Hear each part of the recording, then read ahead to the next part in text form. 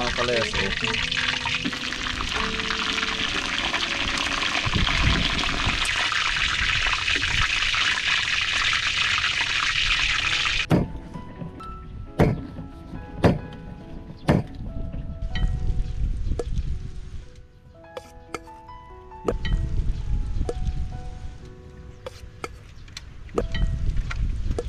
Mga gulay.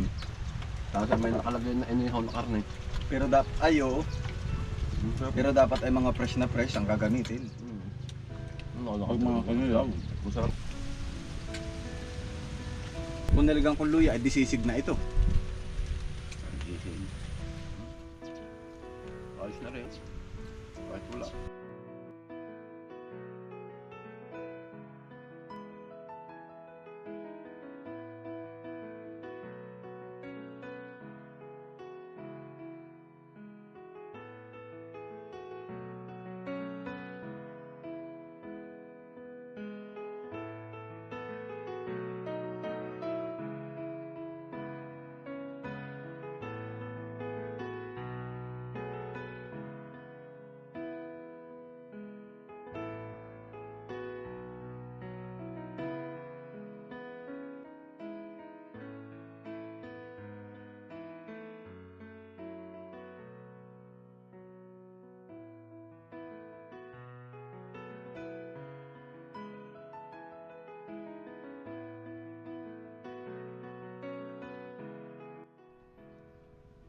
Mga kalas, tayo po ay magpipirito nitong mga pata ng baboy at saka ito pong ulo na biniyak. Nung nakaraan ho ay nagkatay sila tatay ng baboy po sa area number 2. Sila po ay ginabi na at nilabo na lang po ito dito na po natin pipirituhin.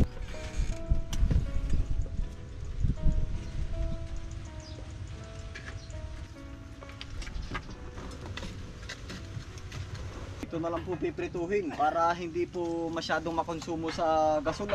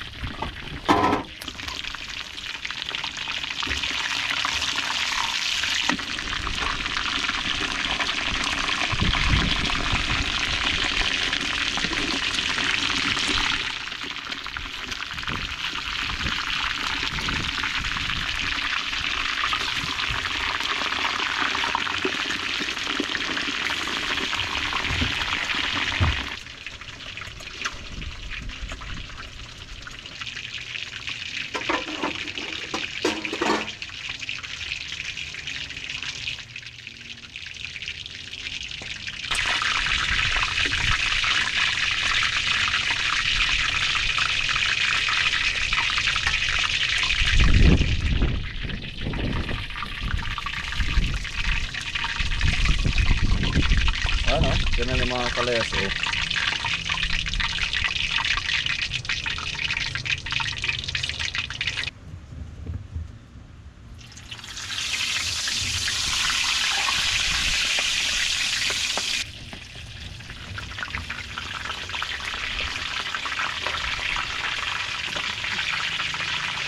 Ayun po mga kalayas, habang po tinatapos pa natin aring kalahating ulo at saka po yung isang pata, magagayat na po muna ako ng sibuyas.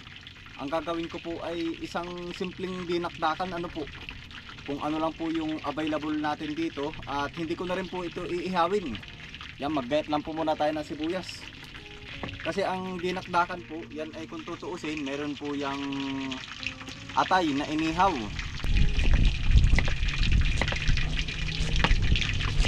Kaya po kanya-kanyang paraan ng pagluluto, ano mga kalayas.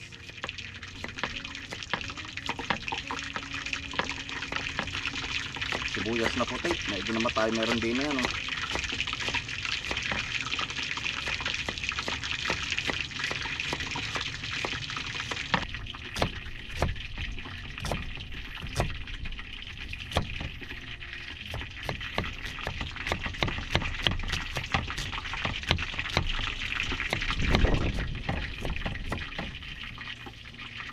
Lagay lang po natin dito.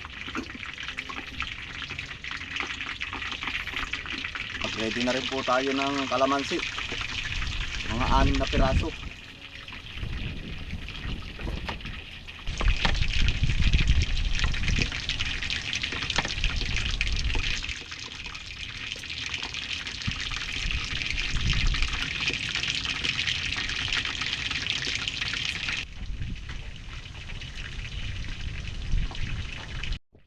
Maghihiwa na rin po tayo ng sili. Mga 5.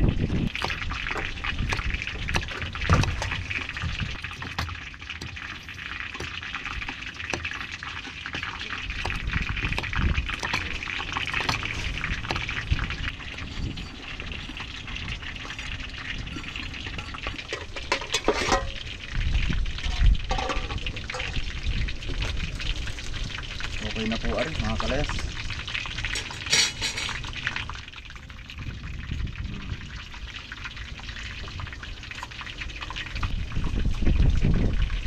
Ito na po mga kalayas, okay na po ari lahat ano. Ako po ay babawas lang din ng pangdinakdakan at hindi naman po ari mauubos. At sobrang dami rin naman po na rin ano, para sa amin ano po, gawa ng ilan lang naman po kaming kakain. At ito po niluto lang po natin dito.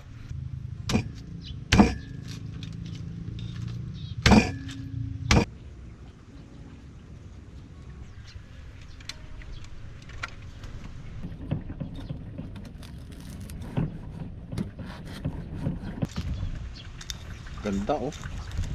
Kukunin lang natin yung pinakambalat oh.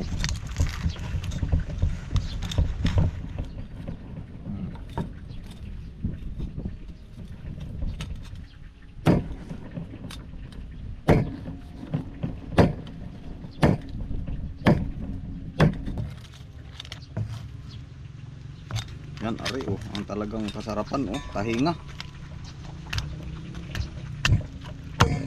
Yun, natalo na.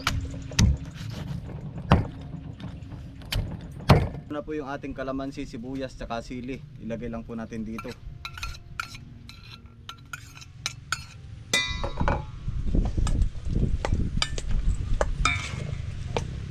Bango. Isasama ko na rin po aring utak. Ari po yung pinakang utak ng baboy. Halos ito lang naman po ano. Lagyan po natin ng paminta mga kalayas. Lagyan ko po ng all purpose dressing. Mayonnaise po ano, yung plain.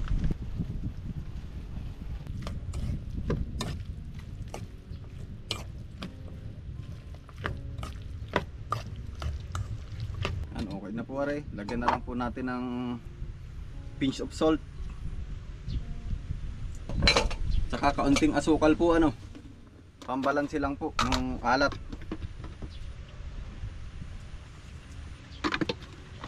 Yan na po yun. Pag naman ho rin nilagyan ko ng luya, masarap din sana. Pero ang mangyayari parang sisig na rin. Ano? Panalo mga kalayas. Mm. Pwede rin siguro itong lagyan ng oyster sauce, kaya lang parang magiging sisig naman ano. Pero okay na po ito.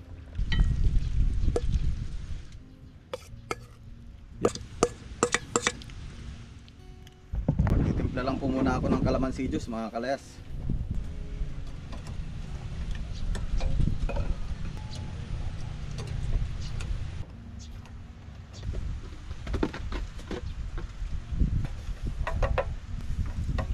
Na po mga kalayas, oh. Kami po kakain na. Ito po yung ating dinakdakan. Pero square ang kayat, ano. Lord, maraming salamat po sa mga pagkain ito. Naway ari magsilbing kalakasan namin. At na ito ay sinasama po namin sa iyong bugtong na anak na si Jesus. Amen. Yan. Oh, ayan. Ayos na ito. Okay na ba ang kanin mo, Ate Jess? Ikaw, kuya. Yan, kahit po. Si Kuya Kabis friend po ay wala. Nasa bayan pa po, ano. Ate Jess, oh, kanin ka pa. Sasampulan daw are kung ano nga. Juice. Dinakdakan.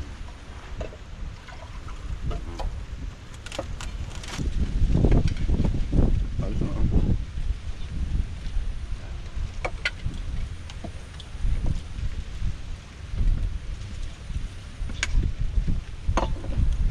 Sarap na kanin yun, no? Ano nga? Golden. Ayos ah. Panalo. Kung naligang kong luya, ay disisig na ito. Ayos na rin. Kahit wala. Ang dinakdakan, yan ay iniihaw. Ito naman ay prito. Pero okay na rin. Kanya-kanyang presyo naman ganyan. Saka, pag talagang gagawa ako, focus sa dinakdakan.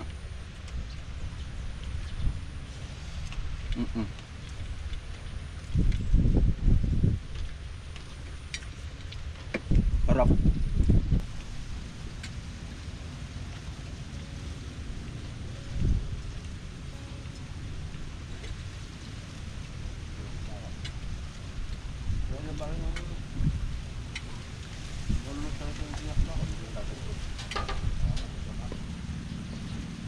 Ayos din nga naman pag yung sariling katay, ano, maraming may stock. At saka pala ang dinakdakan ko, Aldwin, meron niyang atay. Maganda. Diba naman yung pinuglaw, ano? Ano? Pinuglaw. Tinuglaw bang? Yung pinihaw, tapos ay may pinilaw. Pwede rin, no? Ang ganda. Para bang pinilaw, yung mga gulay. Tapos may nakalagay na inihaw na karne. Pero pero dapat ay mga fresh na fresh ang gagamitin. Pag mga kanilaw. Masarap din.